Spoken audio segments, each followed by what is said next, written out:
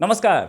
आज सुबह एक ऐसी खबर आई जिसे सुनकर पाकिस्तान में हड़बड़ी तो जरूर मची होगी। पाकिस्तान के प्राइम मिनिस्टर इमरान खान बेचारे अंदर तक परेशान हो गए होंगे, अंदर तक जल भुन गए होंगे, लेकिन कुछ बोल नहीं पाए होंगे। कल ही उन्होंने एक ऐसा स्टेटमेंट भी दिया था इंडिया के मुतालिक, जो कि मैं आपको बताऊंगा। खबर यह है कि प्राइम मिनिस्टर मोदी ने यूक्रेन के प्रेसिडेंट जेलेंस्की से बात की। 35 मिनट तक ये बातचीत चली। उसमें क्या ऑफिशियल स्टेटमेंट में ये था कि हमारे स्टूडेंट्स को एवैक्यूएट करवाने में हेल्प करने के लिए थैंक्स, और हमारे स्टूडेंट्स को बाहर निकलवाने की बात हुई। उससे पहले प्राइम मिनिस्टर मोदी ने रशिया के प्रेसिडेंट व्लादिमीर पुतिन से बात की। अगर दोनों लीडर्स से सेम डे बात हो रही है और 35 मिनट तक बात हो रही है, तो काफ़ी कुछ क्लियर हो जाता है कि इंडिया मीडिएशन कर रहा है।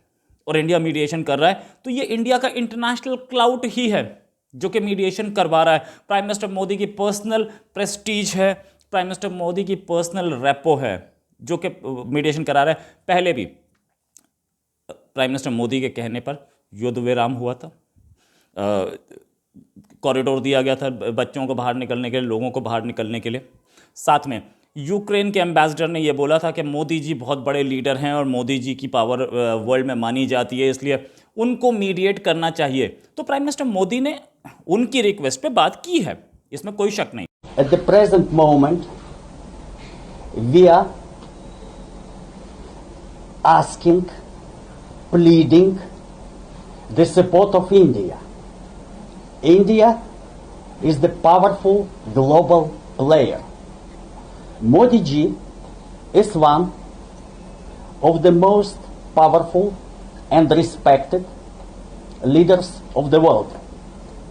You know that you have special, privileged, strategic partnership with Russia.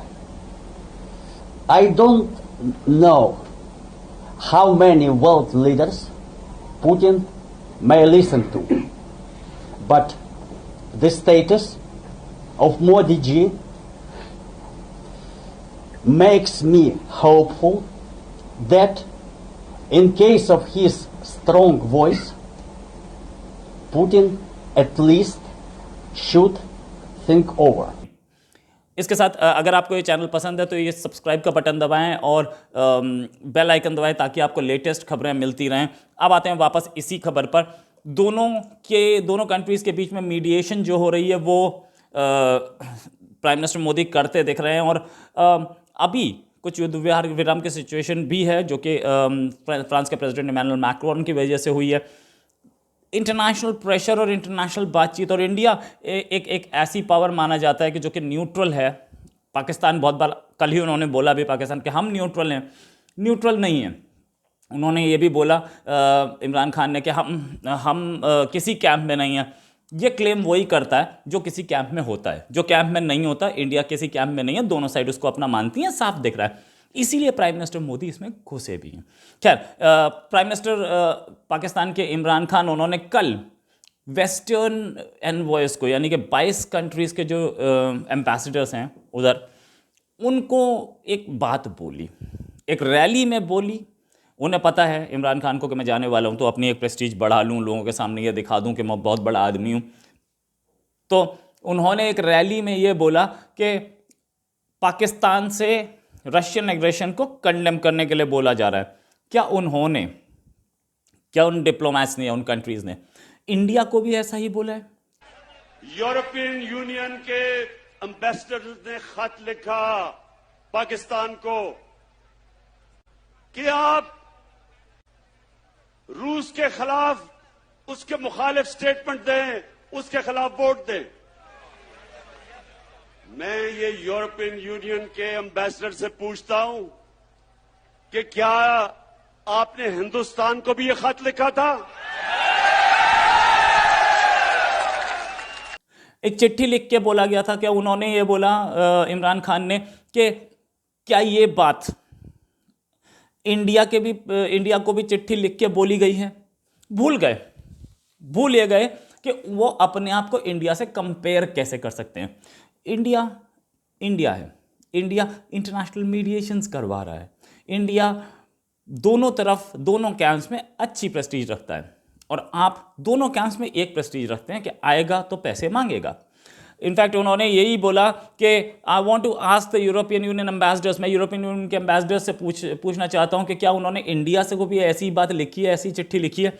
साथ में ये भी बोला, क्या हम स्लेव्स हैं, क्या हम गुलाम हैं, जो आप बोलेंगे वो करेंगे। सच तो यही है, आप वही कर रहे हैं जो वो बोल रहे हैं। आईएमएफ के कहने पे आपने अपने इतने सारे कानून बनाए, स्टेट बैंक ऑफ पाकिस्तान को बिल्कुल आईएमएफ की कमांड में दे दिया, तो क्या जो उन्होंने बोला वो आपने किया नहीं? क्या इसके बाद आपको बता देते हैं आपको कि आपने कहाँ कहाँ दूसरों के कहने पे किया। आप डेमोक्रेसी समिट से पुल आउट किए, क्यों किया? रशिया ने बोला, चाइना ने बोला, है ना। आपका रशिया विजिट हुआ, किसके कहने पे हुआ? चाइना के कहने पे हुआ। आपने अमेरिका के लिए वॉर लड़ी, आप वो क्लेम करते हैं कि अमेरिका के लिए आपने वॉर लड़ी, उनकी वॉर थी। क्यों लड़ी? किसने बोला था? आपकी अपनी स्टैंड अलोन पॉलिसी थी, तो आप रहते अलग। इमरान खान बोलते हैं मैं होता तो नहीं लड़ता। अरे आप होते तो नहीं लड़ते, ये किसने बोला? आप अब भी क्या कर रहे हो? सच तो ये है कि आप उन्हीं के डिक्टेशंस पे काम कर रहे हो। आज से 20 साल बाद आपका कोई और प्राइम मिनिस्टर आएगा, वो बोलेगा कि डेमोक्रेसी समिट से पुल आउट किया, मैं होता तो नहीं करता, वो डिक्टेशंस पे काम कर रहा था। क्योंकि मैं अपनी कौम को याद करवाना चाहता हूं कि ये वो पाकिस्तान था जिसने ये नेटो की मदद की, जो वॉर ऑन टेरर थी, हमने उनका साथ दिया। मैं कभी ना साथ देता, मैं अपनी मुल्क को बाहर रखता उस जंग से, लेकिन उस वक्त का जो सरबराह था उन्होंने उनका साथ दिया।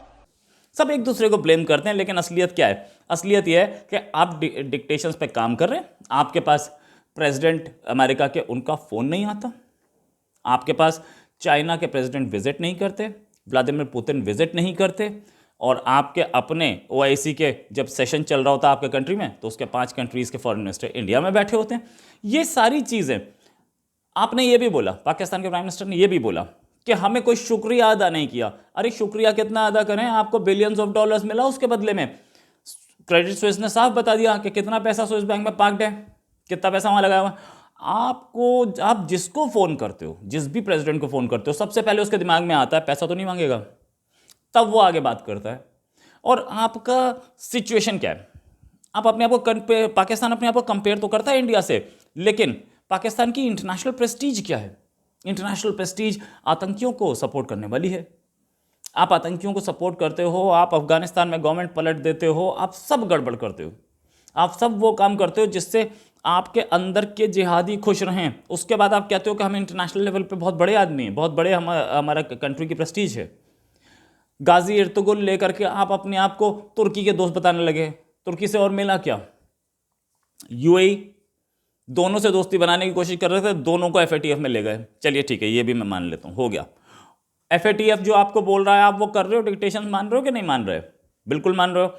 उसके बाद आपको आपकी इकोनॉमी 20 साल, कौन से एक्सपोर्ट्स हैं पाकिस्तान के? एक एक्सपोर्ट का नाम गिनवा सकते हो क्या? गेहूं एक्सपोर्ट करते थे, वो भी इंपोर्ट करने लगे। टेक्सटाइल एक्सपोर्ट बांग्लादेश आपको बीट कर चुका। तो कौन सा एक्सपोर्ट है जिस पे आपकी इकोनॉमी चलती? सिर्फ यही था कि आप वॉर ऑन टेरर पर काम कर रहे थे, और वॉर ऑन टेरर की वजह से आपके पास पैसा आ रहा था, और उस पैसे से आप कंट्री चला रहे थे, उस पैसे से आप अपने फार्म हाउसेस खरीद रहे थे।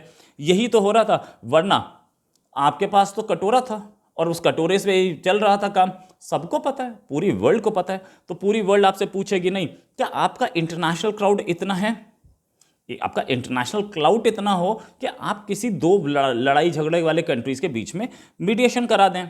वो आप नहीं करा सकते, तो करा क्या सकते हैं? पाकिस्तान क्या करा सकता है? मुझे ये बात नहीं समझ में आ रही। जब पाकिस्तान किसी काबिल नहीं है, अपने कंट्री तो संभल नहीं रहा, दूसरे कंट्री को संभालने की बात करते हैं। ये बोलते हैं कि हमें इंडिया से कंपेयर करो, हमें चिट्ठी लिख दी, इंडिया को क्यों नहीं लिखी? अरे इंडिया भाई, दो कंट्री थे, इंडिया के एक प्राइम मिनिस्टर मोदी के एक फोन कॉल पे गेम पलट जाते हैं। सीज फायर हो रही है, बच्चों को निकलने का रास्ता मिल रहा है। आपके बच्चे इंडिया का प्राइम मिनिस्टर मोदी की उस एग्रीमेंट का फायदा उठा करके बाहर निकले हैं। और ये बता दीजिए, कोई भी इंडियन स्टूडेंट इमरान खान के किसी एग्रीमेंट से फायदे में आया हो? तो ये जो इंटरनेशनल क्लाउड है और जो ये बेइज्जती है जो आपने अपनी खुद करवाई है, आप कैंप में, चाइना के कैंप में बैठे हो, बैठे रहिए, आपको मना किसने किया?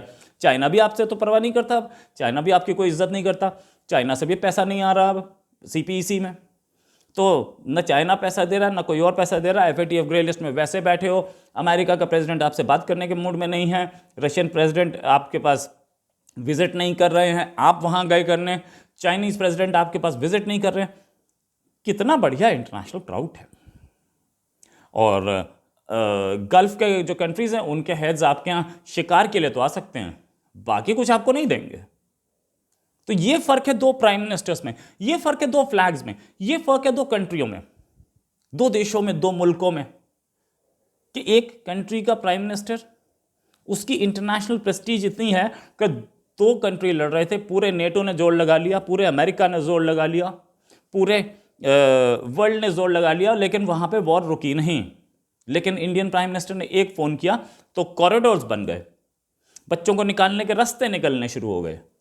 ये फ़र्क है दोनों कंट्रीज़ के प्राइम मिनिस्टर में। और वैसे भी आप मोदी को जितना बोलिए, आप बोल सकते हैं, मोदी को कुछ भी बोल सकते हैं आप। इंटरनेशनल लोग क्या बोलते हैं, international countries, international organisations, international leaders क्या बोलते हैं, ये मायने रखता है। कोई एक कंट्री ने खरीद नहीं लिया इस दुनिया को, जो कि वो बोलेगा वही सब मानेंगे, ऐसा नहीं होता।